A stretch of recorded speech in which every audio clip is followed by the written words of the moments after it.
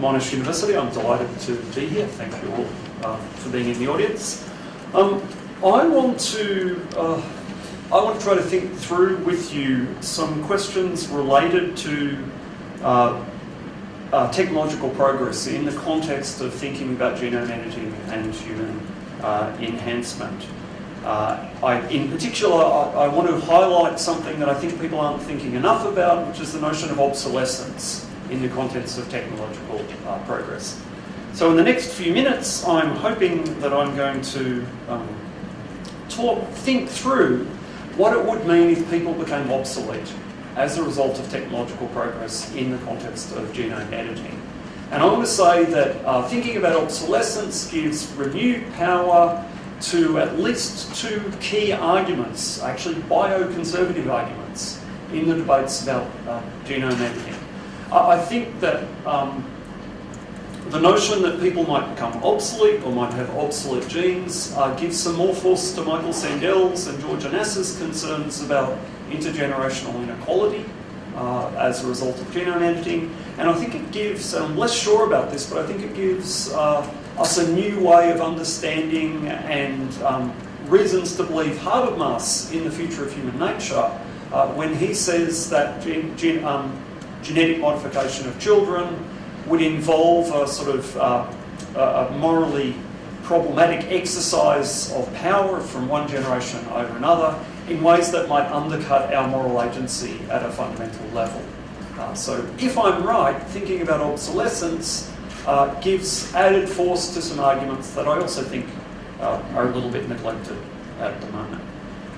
The strategy of argument is a what if. It's to accept a couple of things for the sake of the argument, and I should say I don't actually believe either of them, but I'm going to pretend that some of the things that enthusiasts for genome editing for human enhancement are true, and then I'm going to point out if you really believe that, then there's all this weird things that would follow, that people aren't thinking enough about.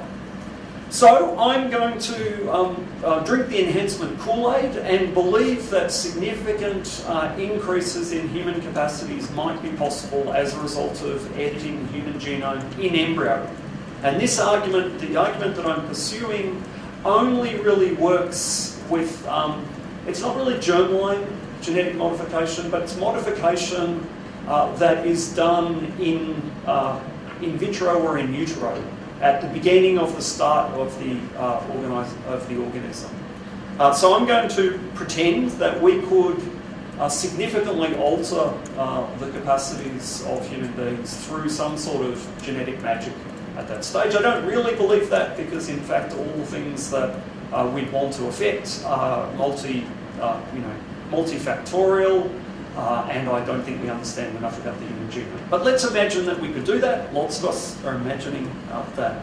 But in order to imagine that, it seems to me that you have to also believe that there will be rapid technological progress in the technology of genome editing. Because if you tried to do it now, you simply couldn't achieve meaningful results. In order to have this debate, we have to imagine that this technology is going to improve rapidly. And the kind of improvement I'm thinking about is the sort of improvement that would result in children getting better and better genes, becoming more and more enhanced. So if you want to tell me a story that convinces me that we could enhance human beings, I'm going to point out that as part of that story, you have to say how wonderful the scientists are. It's all getting better and better. Maybe you draw an exponential curve and say, look, it's all getting so fast. But if that's true, it has this really interesting consequence.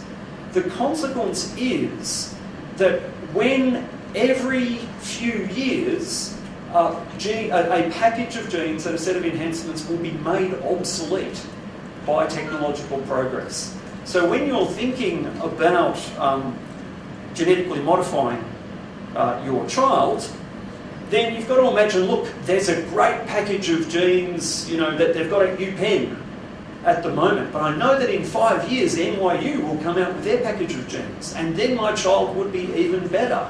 And 5 years after that, Harvard will catch up, and then Beijing University will catch up. And the capacities that my child could have would ratchet up and up.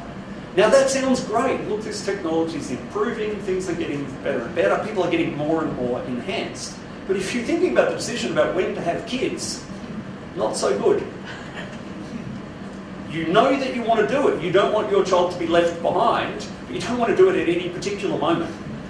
Because you know that as soon as you do it, the people who delayed further will have children with better genes.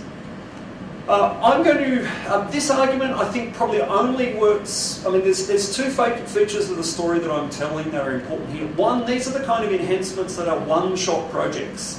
They're one-shot enhancements, and that's why the sort of, if it was somatic cell enhancement, if you could get meaningful enhancement through somatic cell interventions, then maybe you could get the new one. But if you have to do this to a stem cell colony from which a gamete was derived, you have to do it to the zygote, you're not going to be able to go back and say, hang on a moment, I've changed my mind, give me a better one. So it's one-shot enhancements, and it has to be significantly rapid.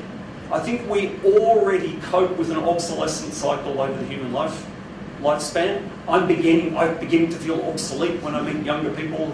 Their thumbs move really fast. They understand things that I don't. But I can kind of cope with that. What I'm not sure I can cope with is knowing that the people who are 5 years younger than me are twice as smart, or that they're 5 years younger than me and they're going to live 50 years longer. That would be really interesting if you saw that sort of technological progress. Now, in a paper that was published in the Kennedy Institute of Ethics at the end of 2015 called Enhancement and Obsolescence, Avoiding an Enhanced Rat Race, I think it was called. Anyway, I tried to think through the social and political consequences of this process of change. And I think one of the things that they will do is they generate this parental dilemma, when to enhance. That's problematic. But the other thing they do will compress the period in which you are capable of peak social and political participation. When you turn 18, you have to really scurry to get an internship at Google and invent Facebook and do all that stuff because you've only got 5 years. Because after 5 years, no company wants to employ you because the new 18-year-olds are even better. So rather than having a working life, a sort of adult life of 30 or 40 years, you'll end up with an adult life of 3 or 4 years. And that's a really interesting social consequence. It will also make more of what people tend to think of the intrinsic goods of enhancement be dominated by positional goods. So it's all very well to think that intelligence is an absolute good. We'd all like to be more and more intelligent. But if younger people are massively more intelligent than you, the positional consequences of being stupider are going to loom larger and larger. So there's some interesting stuff to think about there. I would encourage you to think about that. What I want to think about now, and I haven't really, and this is a work in progress, as we say, is I want to think about intergenerational inequality, and I want to think about the relationship between designers and designed when we understand people as products that become obsolete, or at least people who have obsolete genes. And it's that slippage between having obsolete genes and being an obsolete person that I think that is interesting. So I think there's an empirical question here. How would we think about people who are older and younger when we knew that there were significant genetic differences, that some of them actually had better genes than others? And so I'm imagining, one way of thinking about this is to imagine that you go to the doctor and the first thing the doctor does is take a cell sample and gets a little readout and says, oh, you're a Windows 98 baby. Okay, now I know how to deal with you. And someone else comes in and says, oh, you're a Windows 2000 baby. That's fantastic. There's a sense here that in this future that I'm imagining, we will be marked as belonging to particular generations. And that succession of generations is placed into an ordering as a result of the dynamic that has produced it. So we're already in a generational succession, but we don't tend to think of one generation as being better than the next. Now, it may well be in the future we manage to hold that line and we say just because you've got different genes that doesn't make you a better person, that doesn't give you more moral status. We try to hold that line at the moment. But notice that we hold that line at the moment because we think of genetic variation as merely a matter of difference. I mean, sometimes people talk about better and worse genes, but if you have started to understand genes as something that have this sort of teleology towards the ultimate genome implicit in it, that your genes are no longer as good as the genes of younger people, I think it's going to become harder and harder to think that what we're not dealing with is superior people. That you will say of each younger generation that they actually are superior in some ways. Now, some of this I think is an empirical speculation. It may go differently. People may be able to cope with this. But I guess my intuition here is that if we think about, we're already coping with the sort of geneticization of health and the geneticization of capacities. When we enter the enhancement discourse, we start to think of more and more things as being influenced by genetics. But if you combine that with the belief that you've got this progress in genetic capacities, I think it becomes harder and harder to understand people as fundamentally equal in importance. I think we will move from obsolete genes to obsolete people. This is going to be especially important and difficult if the result of having obsolete genes is that you can't upgrade your children. Okay, now again, this is further speculation, but if you imagine a society which, as a result of being made poor by younger people who are now much better than you, you can't actually get your children back on the enhancement train, then it's not just you who has obsolete genes, but it's all the subsequent generations. So you get this stratification of society. Every 5 years, you get like a sort of subspeciation where people and those descent lines are marked by both a temporality and a sort of teleology that renders them unequal in certain ways. So I think there's some resources there to think about Sandel and Astor's concerns about intergenerational inequality. Let me say a little bit now about the Habermas argument. So this is Habermas's argument in The Future of Human Nature, that the genetic modification would involve the power of the designers over the designed, and that is bad for our capacity to conceive of ourselves as sort of autonomous moral agents.